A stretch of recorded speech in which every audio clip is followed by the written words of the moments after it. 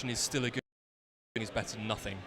Security is often seen as the enemy of productivity by organizations that don't have a very mature security model. Completely agree. If you therefore automate things that from an immature perspective, I think you're either going to really have a lot of false positives or let a lot of things slip through. It's going to be, without a mature security model, it's going to be very hard to find the point where actually you're optimizing your risk posture. Don't have a full view of what your risk posture is. That I would completely agree with. And I want to very quickly play devil's advocate. And this actually happened to us recently. Are we allowed to say this publicly? I'm going to use some air It quotes. hypothetically happened to... Block him. Now, did this make him angry? No.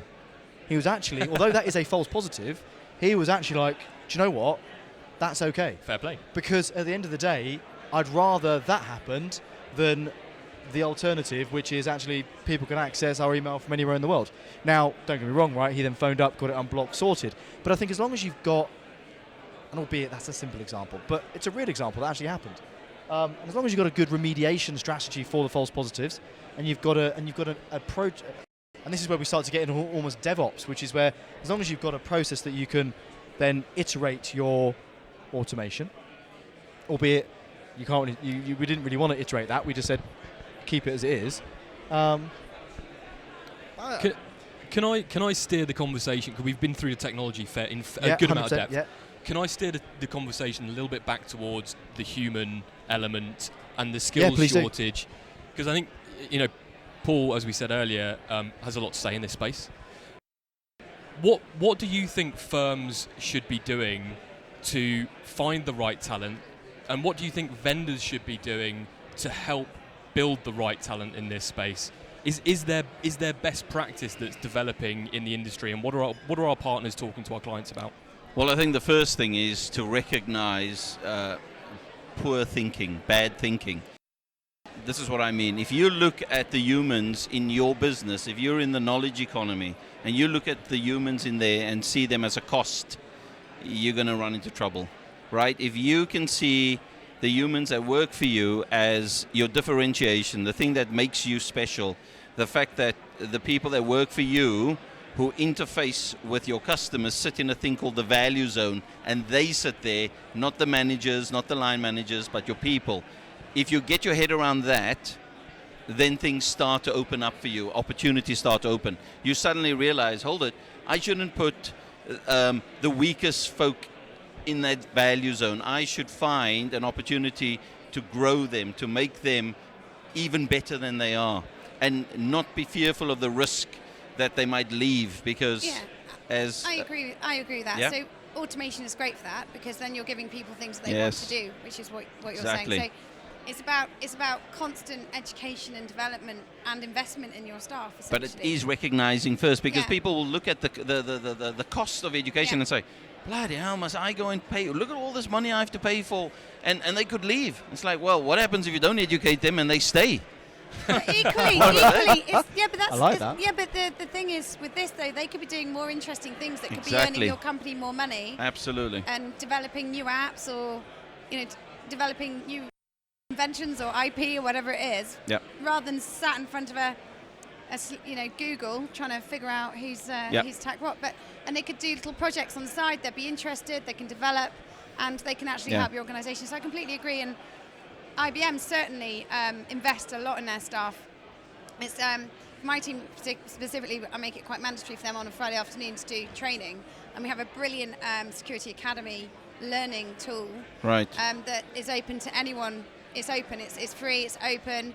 It's security intelligence. What that is, identity access management. It takes us through data governance. It's a really, really good tool, and I'd recommend we've got competitors who use our security academy because it's so good, and it's a brilliant thing for partners to get their team up to speed, and it's a great thing because you can actually track then what people are doing, so you can see and again it allows you to measure people's output. That's right. Which is good, because then you can say, well, do you know what, for a sales guy, for example, you've not sold anything. Well, you've not sold it because you don't know what the hell it does. So that's right. Obviously you've not sold it. So there's the proof, right?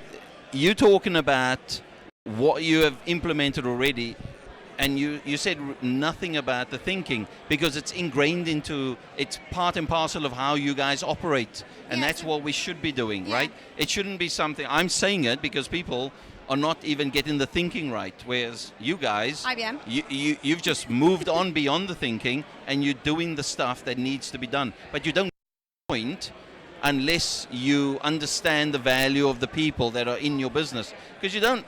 I know that we've got a skill shortage, but we also have a shortage of managers and executives who don't truly value the people that they do have, because it's, I mean, if we do have a skill shortage, right, then we're going to have to train people from zero to something. If we've got people already, it's not that hard to go from what they already know to a little bit extra, but right? I think it's quite an interesting way to do things, because you can also measure people who are there, but they don't want to go any further. No, yeah, and maybe you don't want them in your organisation either. If they're not willing to put the investment in and the time themselves, then perhaps they're not the right person for your organisation either. So I think it goes two ways, and it's a great tool as a business to make sure you've got the right people who really want to develop and want to grow, and they don't want to be stagnant. It's always changing. The work environment's changing. Nothing is still, and people have to change, and they have to learn with the environment. One of the things, just to round out the people discussion, that I've seen IBM doing recently, which is really interesting, is especially in the sector, this skills shortage is even more challenging, because in the public sector they don't have the budget to pay the big salaries, they don't have the budget to retain necessarily the people with the cybersecurity skills, and I can't name, I don't know if I can name the customer or not, so I won't. But in the public sector, what IBM have done is developed a cyber skills assessment. So what they're doing is reaching out to the thousands of people across the business that work for this business and saying, do you have the aptitude and the required skills to do this type of cybersecurity job? And if so, why don't we retrain you? Because it's going to be much easier for someone that has a brain that thinks analytically to fit into that type of role. So we're helping place people. Yeah. We're really ahead here. I mean, it's a really progressive company, really. So it's people don't think of IBM as thinking that way, but really it's amazingly agile, even though it's a beast. And especially in the security sector, where it's fundamentally not very agile, full stop. So that's really impressive. I'd say it's getting more and more crowded as well. If you look at the vendors that are at InfoSec, this is one of the busiest InfoSec show floors that I've seen in a long time. Yeah, it's jammed. And it's also one of the most crowded with new vendors, and that's really indicative. We were discussing it earlier, weren't we? Yeah. We say the cybersecurity market is a crowded vendor marketplace. Look at InfoSec today. Yeah, that's very true. Very true. Well, look, guys, we could literally talk all afternoon, and we kind of have. We're boring everyone. Sorry. So. That's fine. Yeah. That's fine. I want to leave a little bit of space on YouTube for other people. So look, really, really appreciate you coming on. Thank you, Holly, ever so much. Can I just do a plug? Plug away, Thanks. Absolutely. So if you want to find out more about the MITRE ATT&CK framework or any of the IBM business partners solutions,